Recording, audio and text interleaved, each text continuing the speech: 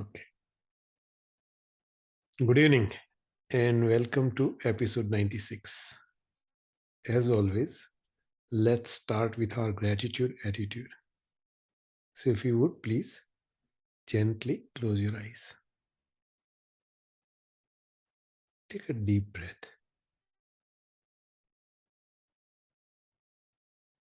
As you exhale, relax your body.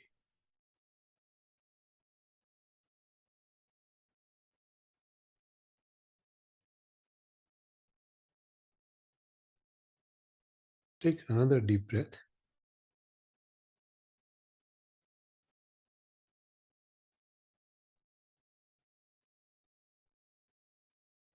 As you exhale, feel all the stress from your body melt away.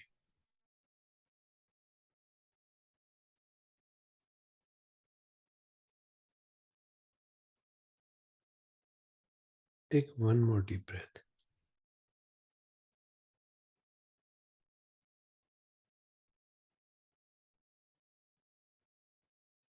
As you exhale, completely let yourself go.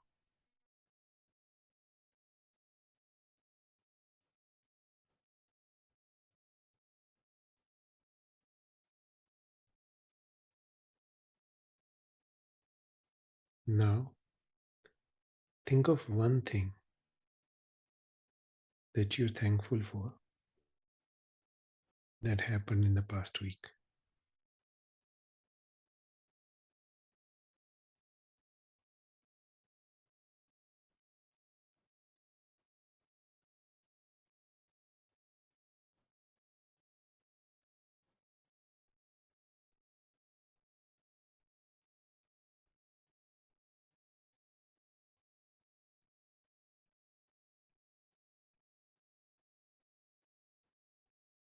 Once you identified that, think about why you're thankful.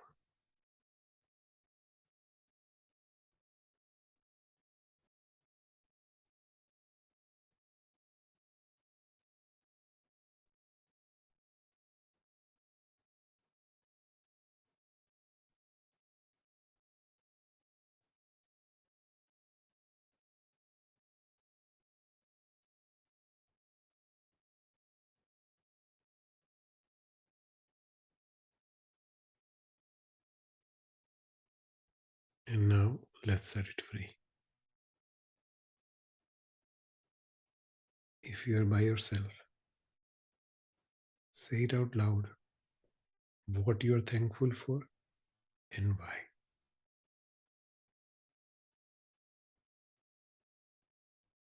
If you're with someone, tell it to each other.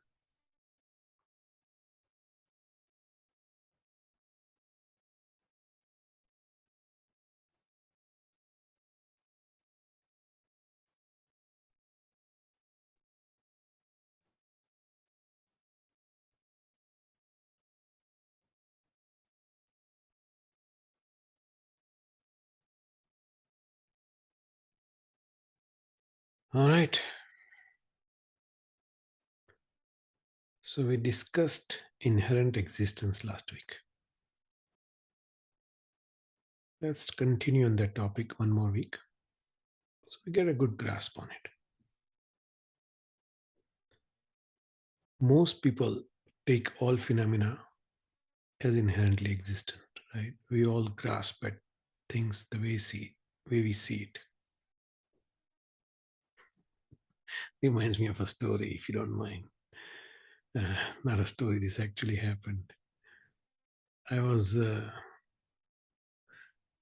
I was walking Sunday, and I saw this lady crying like crazy. Young lady, maybe in her early 30s, probably maybe late 20s.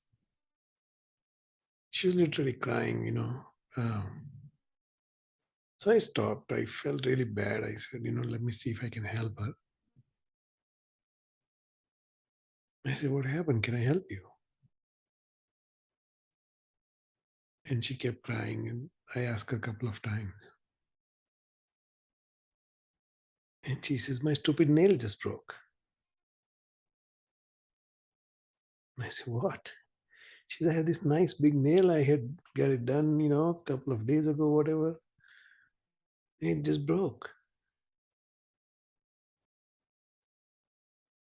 I said, I'm sorry. And I just moved on. I couldn't, do a whole lot. That tells you that people hang on to things. We all do, right? We all have our own nail thing, right? But it's insane. For her, that nail was truly inherent existence. Even and she told me she got it done. It was long or whatever, but I'm assuming it's a fake nail. I'm not a nail guy, but I'm assuming it was a fake nail, and I'm sure she paid a pretty penny for it. I'm not taking anything away from that. But to be that much invested emotionally, where it makes you cry over a nail, right? It's just not healthy, in my opinion. Anyway, so since we're talking about inherent existence, I thought I'll throw that in. We talked about how there's no inherent existence, right? It's an imputed existence, dependent existence. When we discussed a couple of examples, we talked about a mala and a book and whatnot, and we're trying to find those objects either within their parts or in combination of their parts, and we just couldn't find it.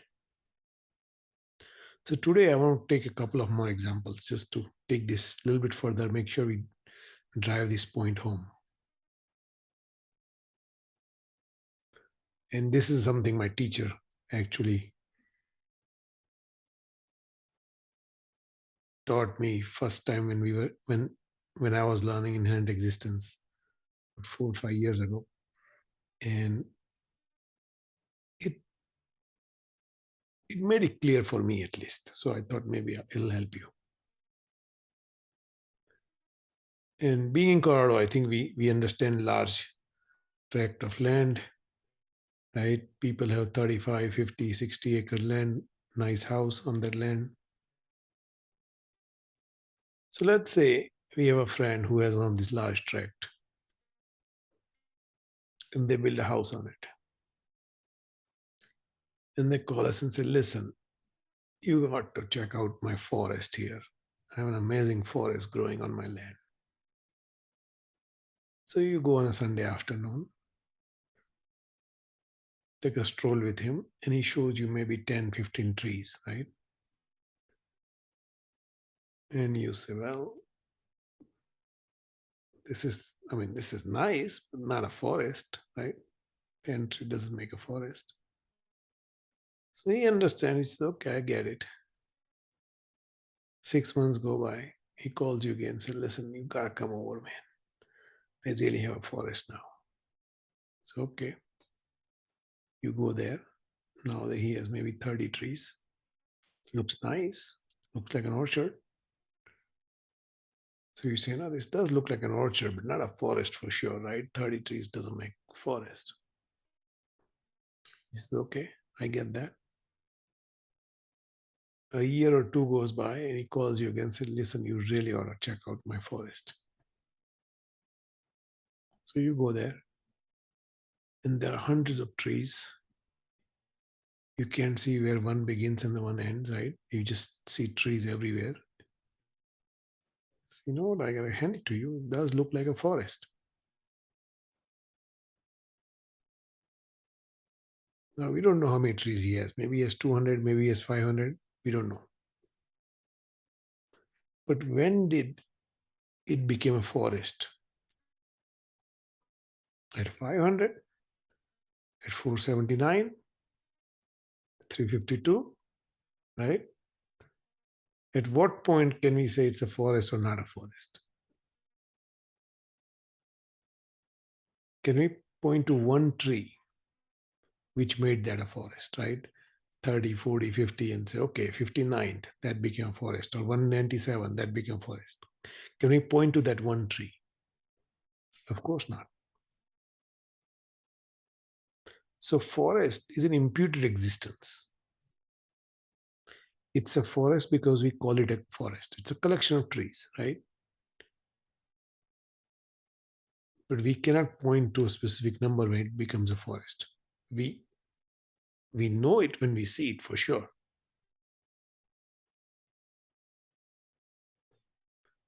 Let's look at another example.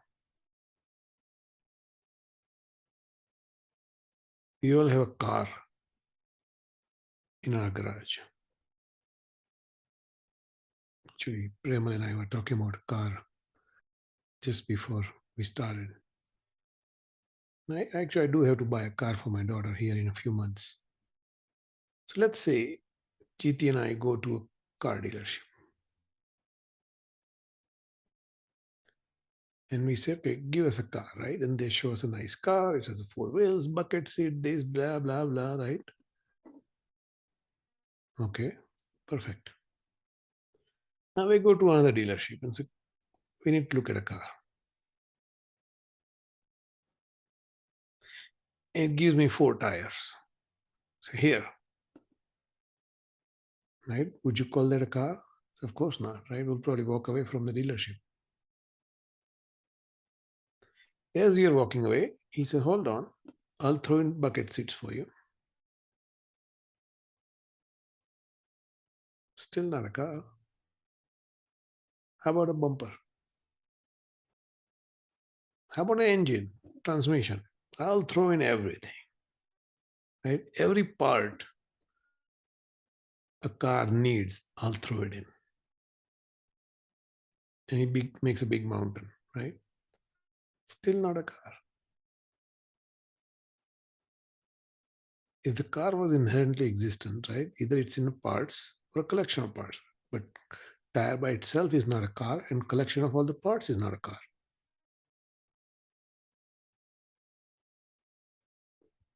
So it's a car just because we say it's a car. It's an imputed existence, right? Also known as a dependent existence, meaning it depends on our sense perception. And we all learn in school when we look at something, right? Our eye sees the image, reflects it, inverts it, goes through cornea, goes to the brain interprets it, and then we know what the image is, whether it's a word or an object or whatnot. So the whole thing is dependent on our sense perception. Similarly, music, right? If we don't have our hearing, uh, we won't be able to enjoy the music. I remember last time we talked about this, Sunand asked a question. So I want to bring that up again. I think it was a very interesting question.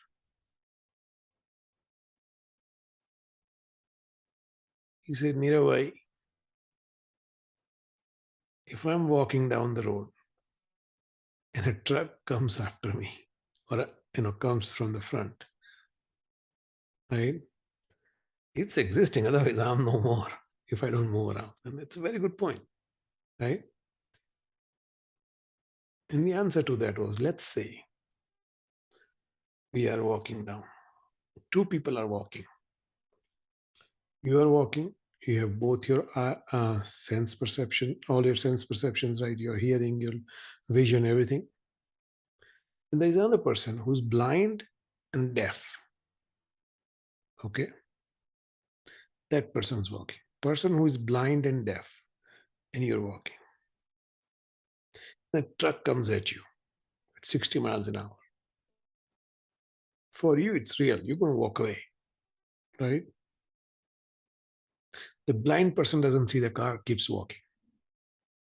So the truck starts honking, right? He's also deaf. So what's real for him, what's real for you are two different things. right? That's why it's dependent existence, because it depends on our sense perception. I know it's a profound subject. It'll take some time to get clarity on it. But when we get that clarity, when it clicks, life becomes simple. We no longer grasp on anything and take things as they come rather than hanging on to it. Look, we are grasping, just like that nail lady I was talking to you about, right? We are all grasping at our 50 pairs of shoes, four different cars, speed of our car, money in the bank, whatever that may be. But we are all grasping at some things or some things in most cases, right? Plural. Things we shouldn't have any attachment to. And if we get this concept of inherent existence, hopefully that attachment slowly goes away. At some level, we know all this is fragile. We know that at some level, but we are just not ready to accept it. Something to think about. I'll give you one last thing to think about, or at least I just stuck to me last night. I was watching old episodes of Soprano, the HBO series, right? And in the series, Anthony Soprano, the mob guy, he's in a hospital and whatnot. And there's this physicist he's talking to, and he pointed some very, this guy is a Bell Lab physicist, and they were talking about some fight, and the guy says, well, it's one and the same, they're both the same, there is no difference, they are one entity. And they're like, what are you talking about? He said, think about two tornadoes. If you look at it, two different places, they look like two separate tornadoes, but they are actually not. They are made up of the same thing. All tornado is wind, air, right? Floating around, swirling around. Right? What a profound thing to say on a map show about inherent existence. I was taken by it. So anyway, in our meditation today, we'll first settle down at our heart, as always, right? By focusing on our breath. And then we'll observe this awareness of the universe. If a thought arises, we'll label that thought. Every thought that comes up, we'll put a label on it. Doesn't matter what label we put on a particular thought, whether the label is accurate or not, does not matter. Just put a label, move on, right? Next thought will pop up, put a label, move on. And if we begin to label like this in our meditation, we'll also begin to identify our thoughts that show up in our daily life. And once we are able to identify this happy thoughts, skillful thoughts, silly thoughts, sad thought, hopefully we'll be able to drop negative thoughts or at least not chase them. That's the idea about this meditation, right? That's how it helps in our daily life. So if you're ready, let's begin. Please get into your meditation posture.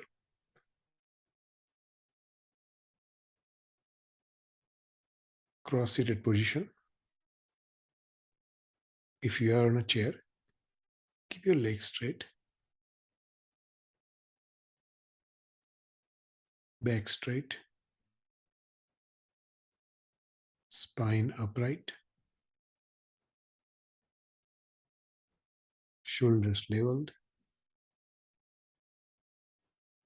Gently close your eyes.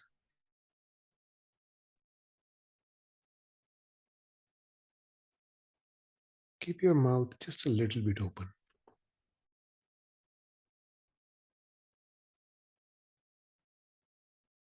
That way, any tension we may have accumulated will dissipate.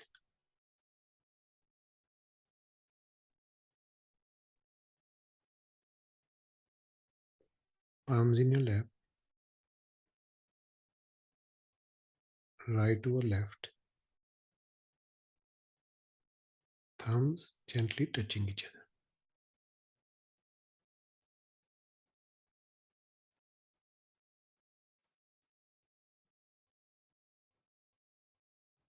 Now take a deep breath.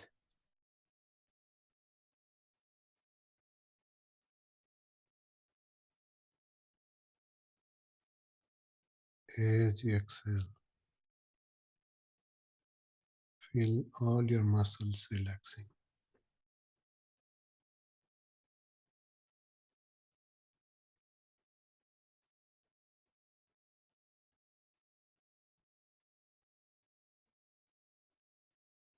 Take another deep breath.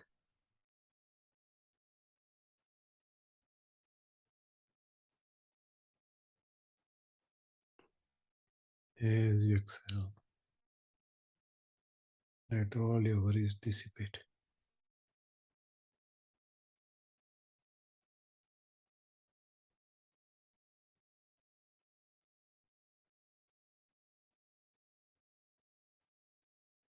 Now, bring your attention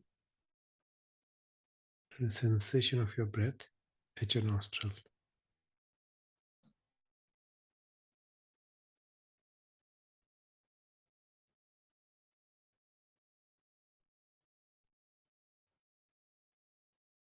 Feel the cool air as you breathe in.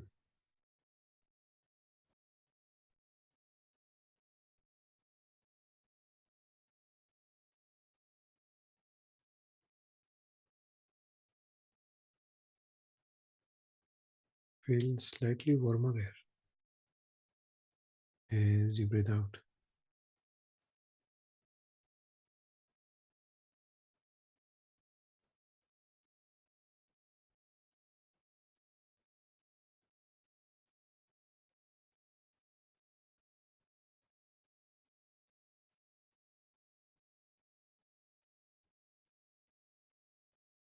Keep your attention at your nostrils for a minute or so on your own.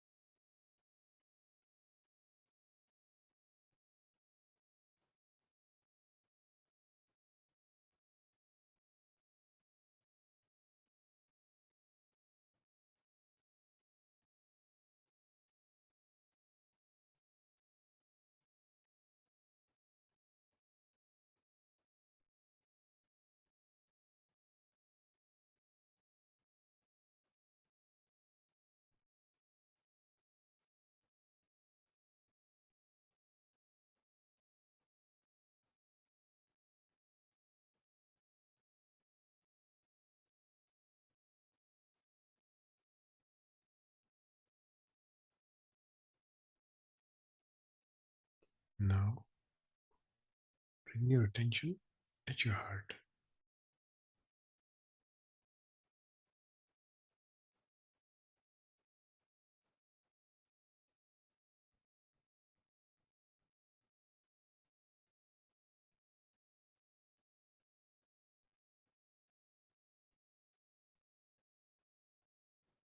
Experience the stillness of your root mind at your heart.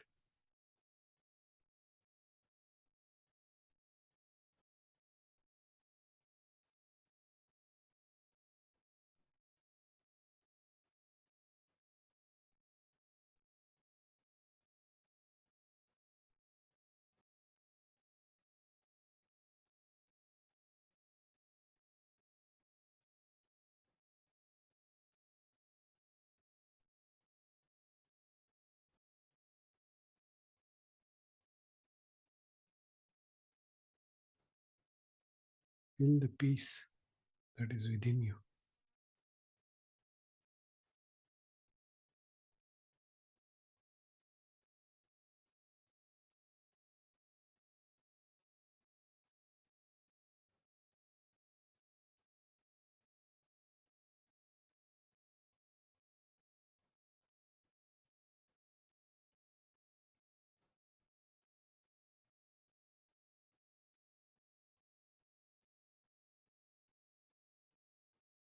Let this peaceful moment bring the next peaceful moment.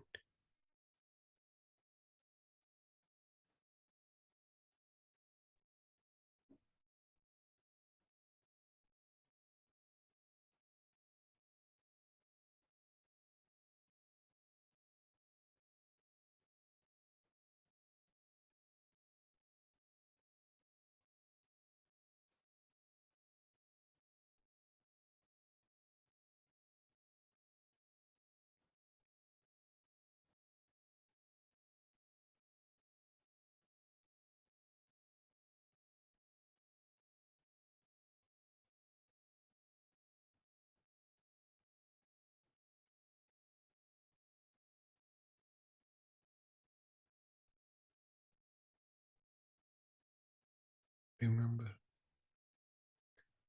there's nothing to do, nowhere to go.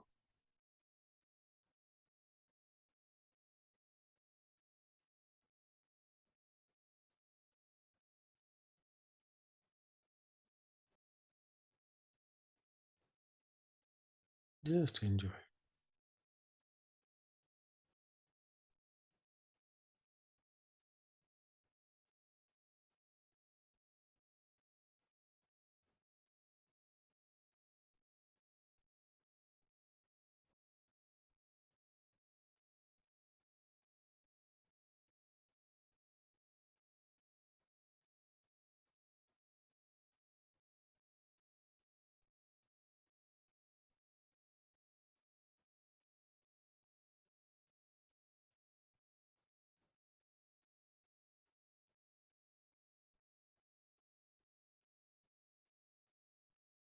Enjoy the vast, empty sky like root mind that you have.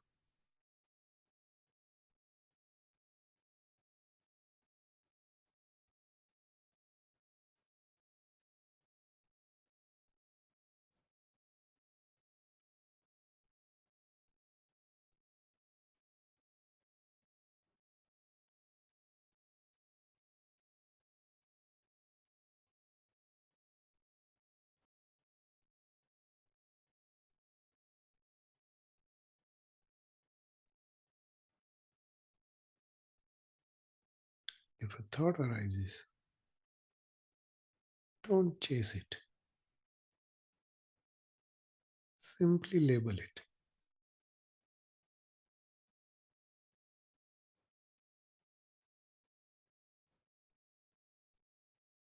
Label it with the first word that comes to your mind. Don't analyze it. Don't worry whether it's right or wrong. Don't think about it. Just label it. Oh, enjoy the vast sky as soon as you label your thought.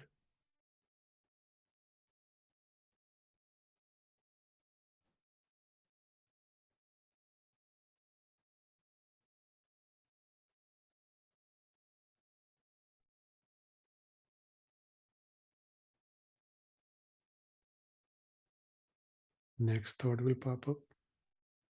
Do the same.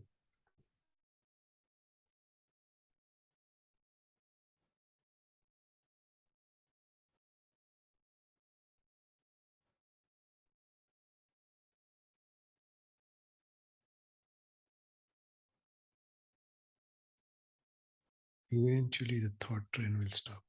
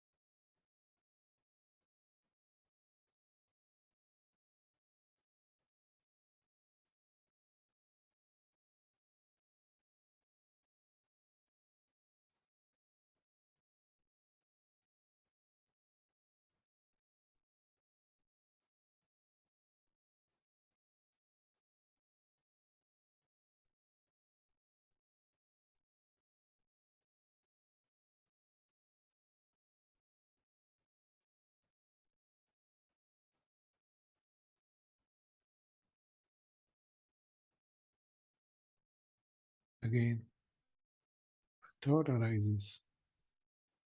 Don't chase it, just label it.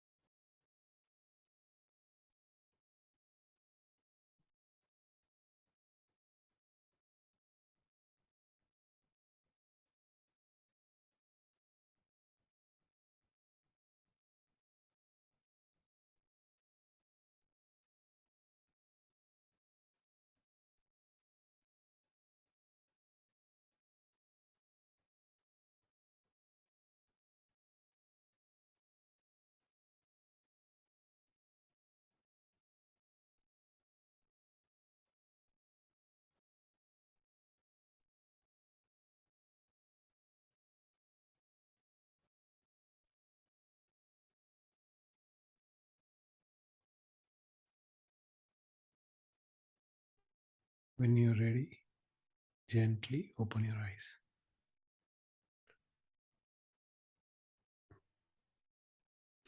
So, before we open for questions, just a quick note on this meditation. This is one of those meditation you can do it during the day, right, without your eyes closed. There was this monk. All day he would create two piles of rocks. If he had a negative thought, he'll put a black rock on the pile. If he had a positive thought, he'll put a white rock on that pile. Every day at the end of the day, he'll see, which pile's bigger, and then promise himself that he'll do better next day. Eventually, he didn't have anything on the black pile, right? And everything was white pile. So that's what we are striving for, if you will. With this meditation, we can keep an eye on our thoughts throughout the day, and just click a button or something, um, red, green, whatever. But interesting. So, with that, let's open for questions. Go ahead, Premo. No questions for today. I think, yeah, more you think about it, it's trying to get grasp of inherent existence. You think you have a grasp, and then you think about a few things, and like, I don't know. I think deep down, we all get it that we are grasping at things which don't matter, right? But it's tough to keep that mindfulness throughout the day. Yeah, That's our challenge, right? Because some people can keep it for an hour, some people can keep it for 10 hours, and some people can keep it for 10 seconds, right? That's where it breaks down. So yeah, we get consumed, and then every little thing matters. exactly. So somebody said something interesting. I was on a class on Sunday, and we were just chatting in general about being mindful, and how what you just said, that every little thing matters. And she said when that happens to her, she just walks away and just doesn't come back until she knows her mind's agitated, right? Doesn't come back until her mind's settled down, whether it's an email she has to respond to, a project she has to do, you know talk to somebody on the phone, whatever that happens to be. I thought there was something interesting. If you can, right, just walk away for a while until, because when our mind gets diluted, we kind of know that we are losing this. Yeah, yeah. So I thought that was interesting. Nirova, with that mindset, will never have a tough conversation. I'm just kidding. When you have a direct reports. So interesting you said that. On the same Sunday conversation, there was other guy in my class, and he said he has this one colleague. She irritates him like crazy. Okay, he's like, I don't know. Every time, he's like, I just want my circle to be my circle, and I don't want problems in my job. I like the way it is. I don't want changes. This, that, the other thing. And she twice a day, he says, comes up with these new ideas, which will disturb his board, if you will. And he says it gets irritating to him. But then he says, I realize that you know she has a point of view, and I need to accept that, and I used to do step back, and he does some sloks and mantras and whatnot to kind of calm himself down. So Wow. so I hear you with direct reports, right? But Yeah. we just have to Yeah. keep it in No, no, perspective. no, it's one of those things. I think you have to keep a calm, collected Yeah, mindset in all, like being mindful every conversation. And right. sometimes you will lose it. You need to bring it back. So somebody asked Sadhguru that, okay, uh, that what happens, you never get agitated, right? And he says, I do get agitated. He said something interesting. He says, I will raise my voice if I need to, but I don't let it bother me from inside. Mm. Yeah. So I thought that was pretty interesting That's answer. Yeah, that was a very interesting episode. I think I've watched this video. Somebody asked him after some bunch of college students basically assaulted him of like Yep, your land is confiscated land and this. exactly. Yeah, yeah, yeah, Yeah, it was very interesting. yeah. He said, I'll raise my voice. I have no problem raising my voice, but I don't let it bother me from inside. And I thought that was very, very interesting answer. it's a next level of enlightenment. Not there yet. Yeah, we'll get there, right? That's the whole idea, right? We'll get there. Yep. Yeah. Yep. We'll get there, So right? everybody has their ways of dealing with it. You know what I do? I'll write a really nasty email, Don't send it. then I'll just delete it. My brother told me that 30 years ago. Yes. Okay, I was starting. We had opened our office in India, and my uncle was running that office in India. And in early 90s, right? India wasn't advanced enough to technology like we are today, right? Yeah. So everything we say, when we send them, come up junk work back, right? And I would get upset.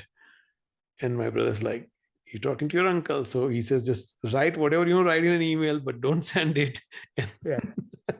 Yeah, I it works for me. I do that a lot. Like not just for direct report, any situation, right? If I want to react, I'll just write an email, when takes it out, gives me time, and then I delete it. I think it's awesome. That's a good one, Prema. Yeah, Well, I think it's amazing. So good, right. guys. So, yep. Thank you, Good Niro. session.